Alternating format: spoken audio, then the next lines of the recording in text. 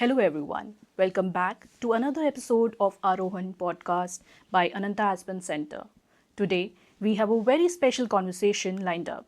Joining us is Dele Olojede and Manoj Kumar. Dele is a Pulitzer Prize-winning journalist. He's the founder of Africa in the World, one of a kind festival for hearts and minds, a fellow of Africa Leadership Initiative, South Africa, and moderator of the Aspen Global Leadership Network. Manoj is the CEO of Naandi Foundation, one of the India's leading non-profits, and a trustee of the Ananta Center. A Kamal and Bajaj Fellow, a moderator for the Aspen Global Leadership Network, he is also the brains behind Araku Coffee, a brand that helps transform lives of nearly 3 lakhs tribal people from the Araku Valley. We are really excited to have them both here today to talk about the Aspen journey and why the Aspen Fellowship matters now more than ever.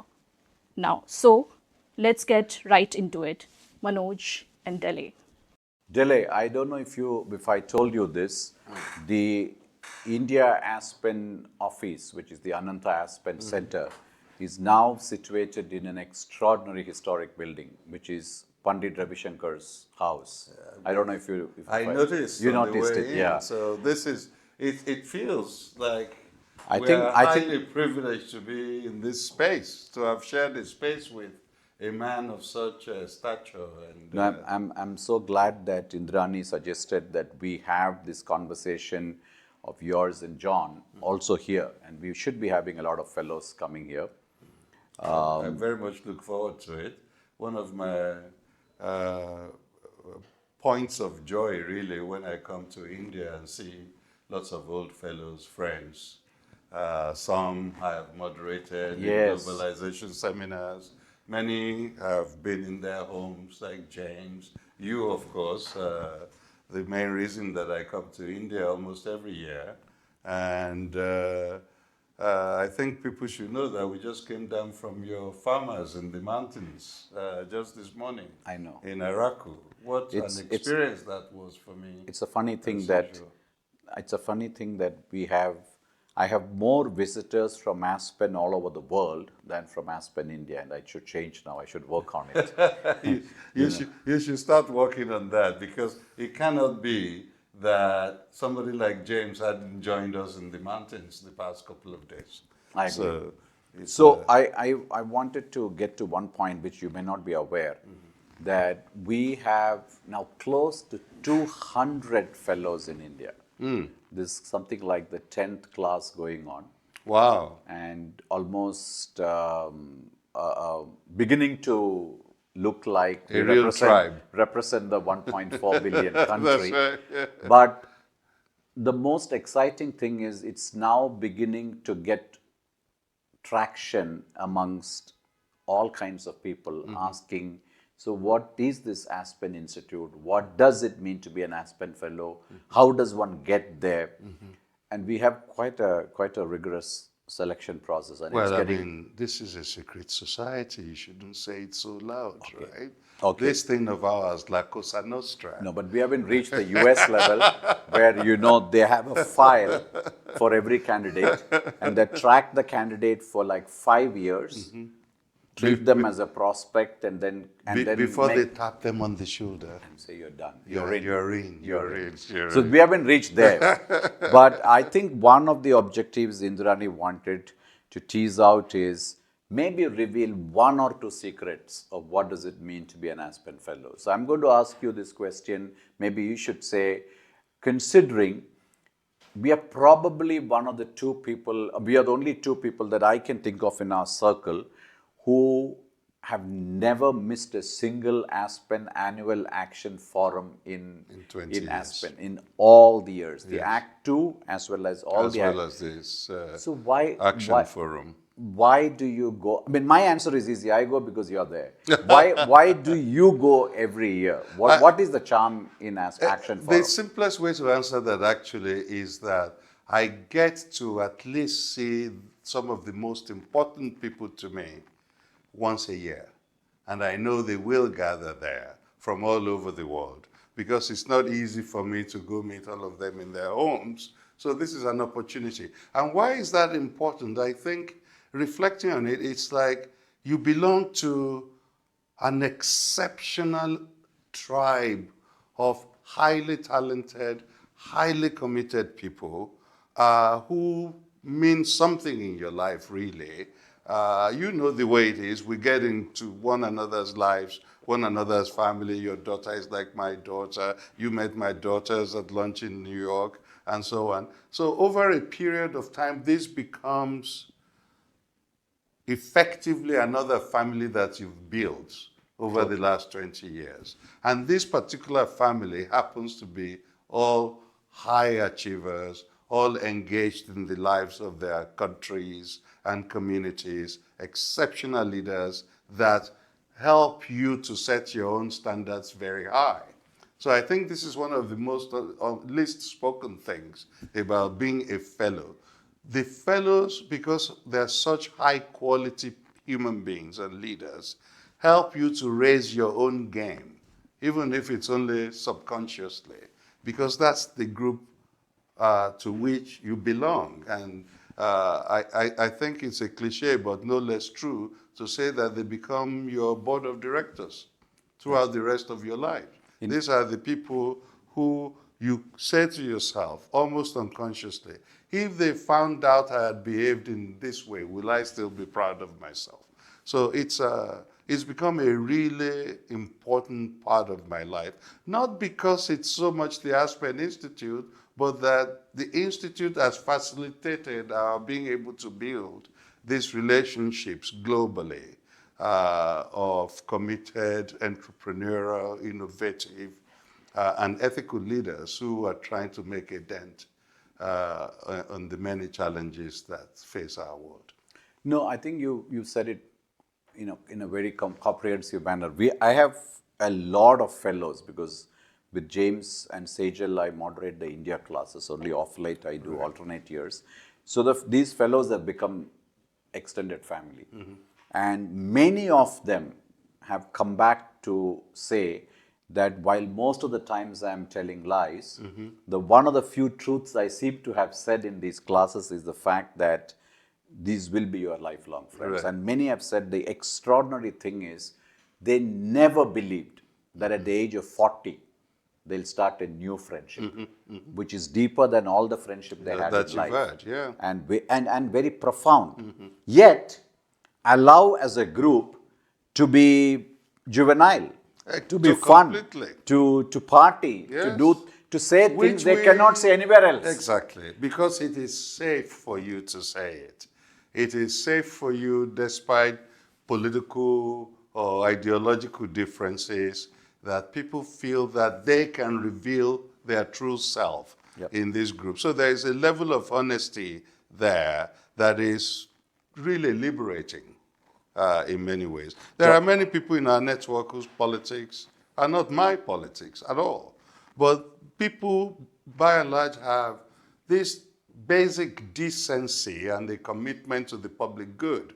And how we get there may be different, but the destination is the same. So I find that to be very useful. There seems to me to be no issue that you are tackling or that you are interested in that somebody in the network is also not doing in their own different ways, so that there is an opportunity to learn from one another, to rub against one another as we try to figure out what is the best way forward for all of our countries, all of our societies.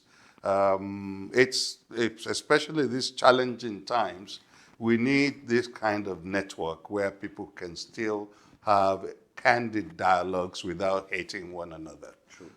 We don't need to behead one another while we disagree. So it's challenging times. We need the fellowship for that. One of the things that I wanted to highlight is that I find in the last decade has been, among other things, also a season for fellowships. There are so many fellowships. I mean, most of them are basically social networks. Whether, I mean, it ranges, I don't want to list any and, comment. And many times people ask this question, so what is so unique about Aspen Fellowship? And, many times it is spouses asking me when we meet socially, Manoj, and sometimes they joke, this guy who never read a book is now read like 30 books in the last one. What have you guys done? Because both of us are moderators, and so we have a very special relation. So I wanted to ask you to maybe tell people or tell me what is the best way to describe Socratic dialogue, because and then say then these people tell me, what is this Socratic dialogue you do, why is it so magical? I think the magic comes from an exposure to thousands of years old arguments that people have had throughout the course of human civilization. And we find that those things, as we experience them together, these arguments, these dialogues, around a table in a room with 20 or 22 other fellows, things begin to get a lot clearer to you that you hadn't paid attention to.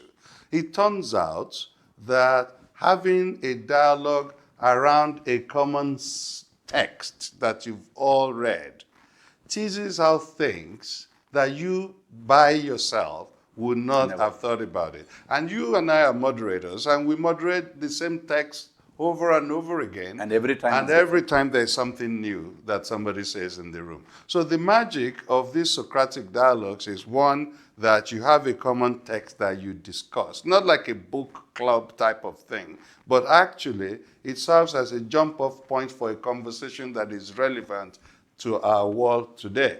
And another thing I think it does in binding this network together of fellows is that over time you develop a common language. Of course, vocabulary. Right. So it becomes, it's very tribal in that sense, right? Every tribe needs its own language, and this Socratic dialogues allows for a common language to develop over time. So if I meet a fellow in China or in the Middle East or in Africa or in India, anywhere, there is a 90% chance that we've had a similar conversations around selected texts, whether we have read a poem by an Indian Nobel Prize winner, or by a Chilean, or by a Nigerian novelist, and so on.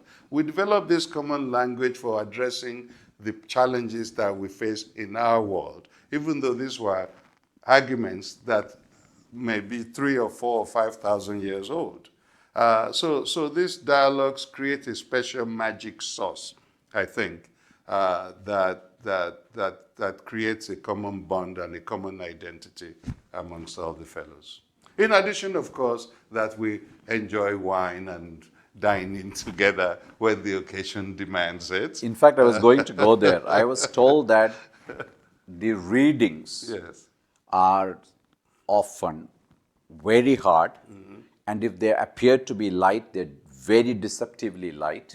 The conversations are so complex, so rich, and very often moderators tease things out that people are inside out there, and quite sometimes traumatic, depressing, often occasionally invigorating. Right. So the maxim that the seminars are like work hard, but the best part of the fellowship, I'm told, is the parties after the seminars are like party harder, work hard, party harder. Yes, this is the connective tissue that creates a common bond for everyone.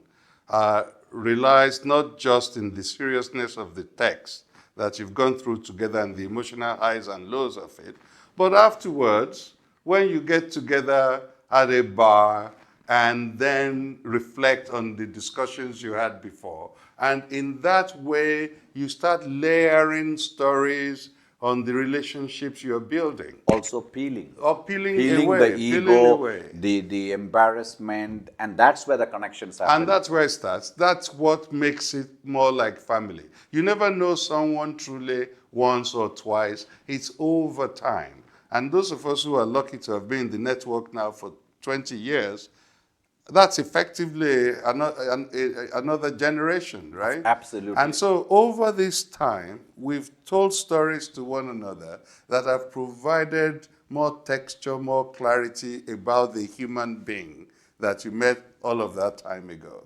And so we go to the ends of the earth to look for one another. You've brought your family to me in Stellenbosch. I've brought my family to you in Hyderabad. I go meet a fellow in Uganda, or I go meet a fellow in Cairo or in Dubai or in Costa Rica. One of our fellows, a dear friend and also fellow moderator, while we were in Costa Rica, had lost her dad. And we all showed up at the funeral service, which was very profoundly affecting for her.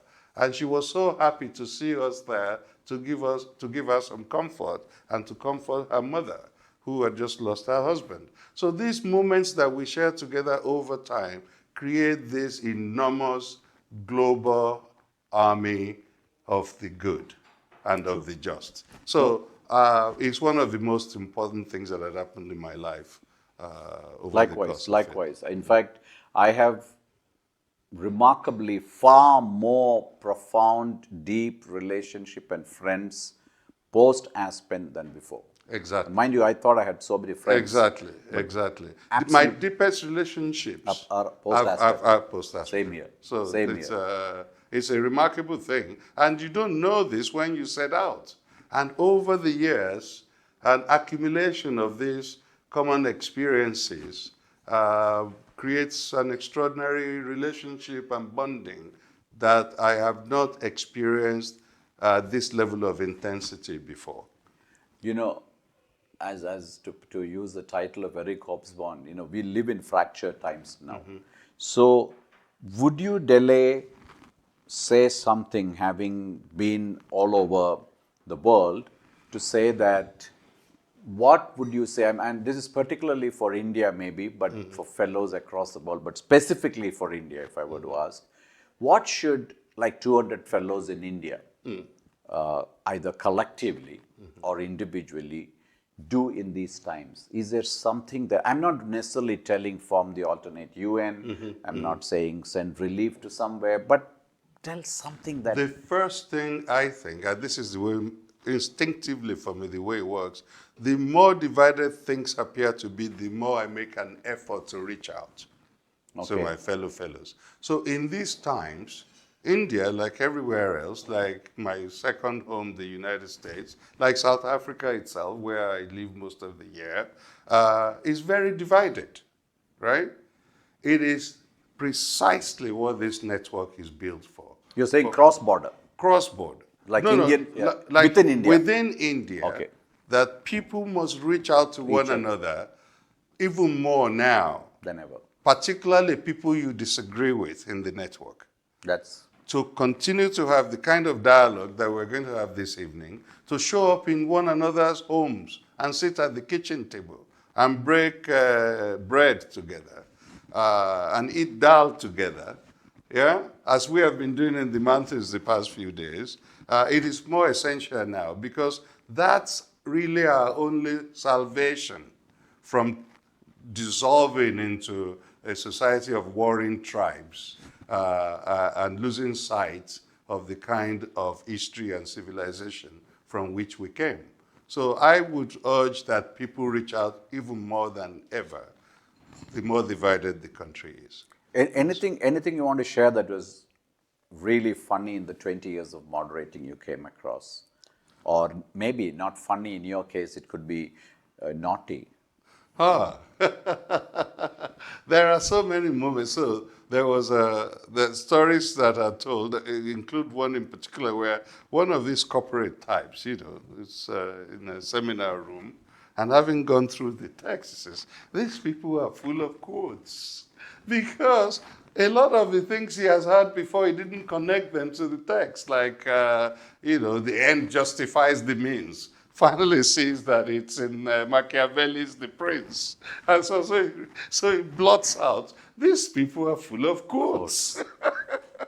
So there are moments over the course of seminars where a penny drops, right? And typically, it's the people who have lived in a bubble all their lives and are stepping out to embrace difference for the first time that are more profoundly transformed by the experience. I have seen, and I'm sure you've seen people like that over time, who you know, in the case of South Africa, where my own fellowship was, there was a guy in my cohort who one day just blotted out, this is the first time he's ever had any black friends in his whole life.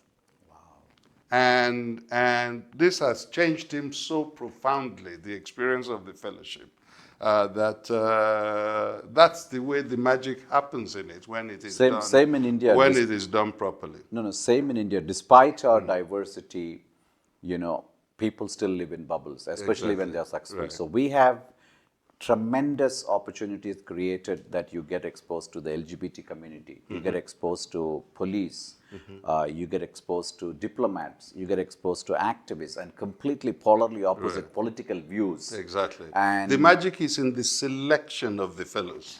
I think It's that's, in the selection. I agree. And we shouldn't lick the secret sauce too much. There should be a little bit of mystery to it. But when it is done properly, it creates this magic.